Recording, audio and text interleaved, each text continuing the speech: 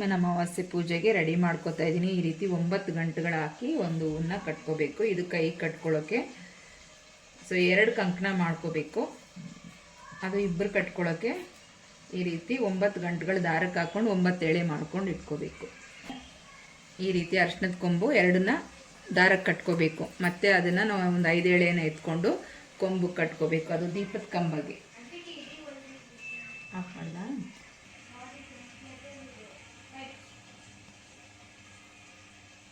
ಇದನ್ನ ಪೂಜೆಯನ್ನು ಮಾಡಿಲ್ಲ.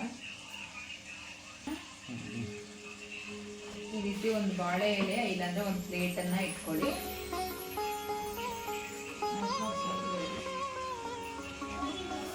ಪಾರ್ವತಿ ಪರಮೇಶ್ವರನ ಹೆಸರು ಇಟ್ಕೊಂಡು 2 ಭಾಗದಲ್ಲಿ ಅಕ್ಕಿ ಹಾಕ್ಬೇಕು.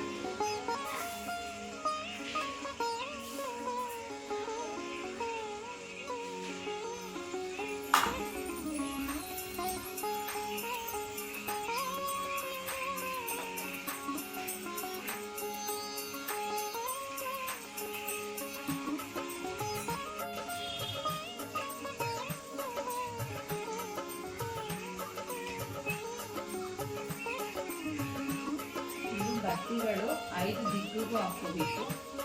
ಅಂದರೆ ಒಂದೇ ದಿಕ್ಕು ನೋಡೋ ಥರ ಅಲ್ಲ, 5 ದಿಕ್ಕನ್ನು ನೋಡಬೇಕು. ಆ ರೀತಿ ಬತ್ತಿಗಳನ್ನ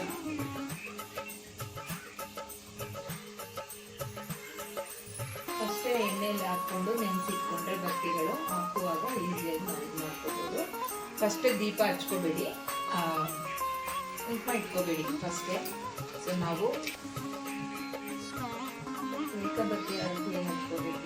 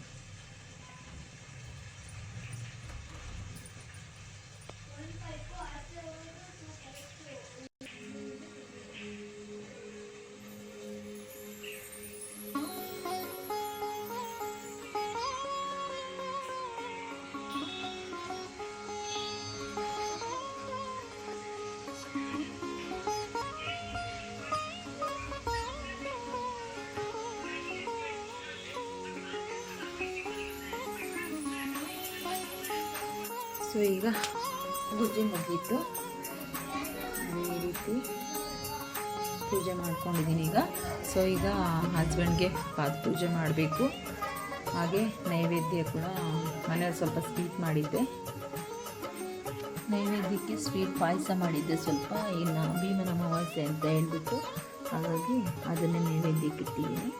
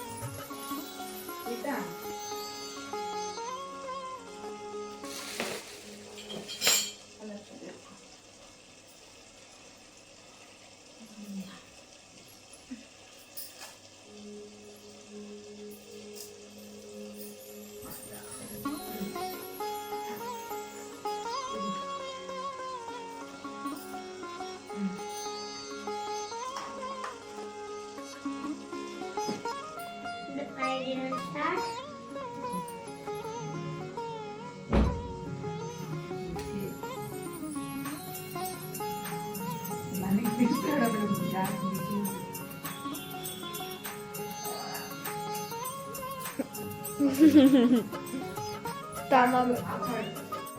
ಇವತ್ತು ಹಬ್ಬಕ್ಕೆ ಅಂತ ಪಾಯಸ ಮಾಡಿದ್ದೀನಿ ನೋಡಿ. ಸ್ವಲ್ಪ ಪಾಯಸ ಮಾಡಿದ್ದೀನಿ, ಹೆಸರುಬೇಳೆ ಶಾವಿಗೆ ಹಾಕಿ ಪಾಯಸ ಮಾಡಿದ್ದೀನಿ. ಹಾಗೆ ಬೀನ್ಸು ಕ್ಯಾರೆಟ್ ಹಾಕಿ ಒಂದು ಪಲ್ಯ ಮಾಡಿದೆ ಸೈಡ್ಗೆ. ಅದು ಟೈಮ್ ಇರಲಿಲ್ಲ, ನಾನು ಬಂದಿದ್ದೆ 7:30ಗೆ ಬಂದೆ. 7:30ಗೆ ಬಂದು ಸ್ವಲ್ಪ ಬೇಗ ಅಡುಗೆ ಮಾಡಿದೆ. ಹಸ್ಬೆಂಡ್ ಇವತ್ತು ಗುರುವಾರ ಉಪವಾಸ ಇದ್ರು ಬೇರೆ. ಹಾಗೆ ವೈಟ್ ರೈಸು, ಹಾಗೆ ಒಂದು ರಸಮ್. ಸೊ ಭೀಮನ ಅಮಾವಾಸ್ಯೆ ಎಲ್ಲ ಮುಗೀತು. ಸೊ ಇವಾಗ ಊಟ ಕೂಡ ಎಲ್ಲ ಆಯಿತು. ಸೊ ನೀವು ಭೀಮನ ಅಮಾವಾಸ್ಯೆಯಲ್ಲಿ ಕೈಗೆ ಕಟ್ಕೊಂಡಿರ್ತೀರಲ್ಲ ಈ ಕಂಕಣ, 9 ಗಂಟೆ ಹಾಕಿ 9 ಎಳೆ ದಾರದಲ್ಲಿ. ಸೊ ಇದನ್ನು ನಾವು ಮತ್ತೆ ಯಾವಾಗ ಬಿಚ್ಚಬೇಕು ಅಂದರೆ ಇದಕ್ಕೂ ಕೂಡ ಕೆಲವೊಂದು ನಿಯಮಗಳಿದೆ. ಮತ್ತು ನಾವು ಗಣೇಶ ಹಬ್ಬದಲ್ಲಿ ಬಿಚ್ಚಬೇಕಾಗತ್ತೆ. ಕಂಕಣನ ಬಿಚ್ಚಿ ಯಾವುದಾದ್ರೂ ಗಿಡಕ್ಕೆ ಹಾಕಬೇಕು, ಇಲ್ಲ ಹರಿಯೋ ನೀರಲ್ಲಿ ಹಾಕಬೇಕು. ಆಮೇಲೆ ಮತ್ತೆ ನಾವು ಗೌರಿ ಗಣೇಶನೆಲ್ಲ ಪೂಜೆ ಮಾಡ್ತೀವಲ್ಲ, ಆವಾಗ ಮತ್ತೆ ಬೇರೆ ಕಂಕಣಗಳು ಕಟ್ಟಿಸ್ಕೋಬೋದು. ಸೊ ಅಲ್ಲಿವರೆಗೂ ಇದನ್ನು ಕೈಯಲ್ಲೇ ಇಟ್ಕೋಬೇಕು, ಗೌರಿ ಗಣೇಶ ಬರೋವರೆಗೂ. ಆ ಟೈಮಲ್ಲಿ ಬಿಚ್ಚಿ ವಿಸರ್ಜನೆ ಮಾಡ್ಕೋಬೇಕು. ಸೊ ಇದು ಭೀಮನ ಅಮಾವಾಸ್ಯೆ ಕಂಪ್ಲೀಟ್ ಆಗುತ್ತೆ. ಸೊ ಫ್ರೆಂಡ್ಸ್, ಇನ್ನೊಂದು ಮಾಹಿತಿ ನಿಮಗೆ, ನಾವು ದೀಪ ಕಂಬಗಳೆಲ್ಲ ಇಟ್ಬಿಟ್ಟು ರಾತ್ರಿಯಲ್ಲಿ ಪೂಜೆ ಮಾಡಿರ್ತೀವಲ್ಲ ಭೀಮನ ಅಮಾವಾಸ್ಯೆಯಲ್ಲಿ.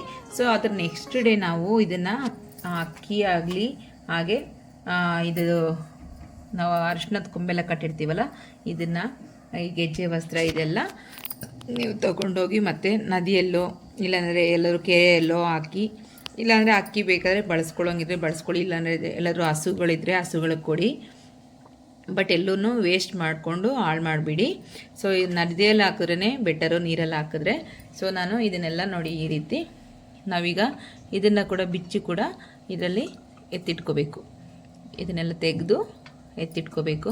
ಹಾಗೆ ಕೈ ಕಟ್ಕೊಂಡಿರೋ ಕಂಕಣದ ಬಗ್ಗೆ ಹೇಳಿದ್ದೀನಲ್ಲ, ಸೊ ಅದನ್ನು ನೀವು ಗೌರಿ ಗಣೇಶ ಹಬ್ಬದಲ್ಲಿ ಬಿಚ್ಚಿ ಅಲ್ಲಿವರೆಗೂ ನಿಮ್ಮ ಕೈಯಲ್ಲೇ ಇಟ್ಕೊಳ್ಳಿ. ಈ ರೀತಿ ಎಲ್ಲ ಇಟ್ಬಿಟ್ಟು ನೀರಲ್ಲಿ ಹಾಕ್ಬೋದು. ನೀರಲ್ಲಿ ಹಾಕಿ, ಇಲ್ಲಾಂದರೆ ಎಲ್ಲರೂ ಗಿಡಕ್ಕೆ ಹಾಕಿ. ಯಾರು ತುಳಿದೇ ಇರೋ ಪ್ಲೇಸಲ್ಲಿ ಹಾಕಬೇಕಾಗತ್ತೆ. ಸೊ ನೀರಲ್ಲಿ ಹಾಕಿದ್ರೇ ಬೆಟರು. ಎಲ್ಲ ಪ್ಲೇಸಲ್ಲೂ ಓಡಾಡ್ತಾರೆ, ತುಳಿತಾರೆ, ಗಲೀಜು ಮಾಡಿಬಿಡ್ತಾರೆ ಯಾರಾದರೂ. ಸೊ ಹಾಗಾಗಿ ಈ ವಿಡಿಯೋ ನಿಮಗೆಲ್ಲರಿಗೂ ಇಷ್ಟ ಆಗಿದೆ ಅನ್ಕೋತೀನಿ. Thank you for watching. ಮತ್ತೆ ಸಿಗೋಣ ನೆಕ್ಸ್ಟ್ ವಿಡಿಯೋದಲ್ಲಿ. ಅಲ್ಲಿವರೆಗೂ ಟೇಕ್ ಕೇರ್, ಬಾಯ್ ಬಾಯ್.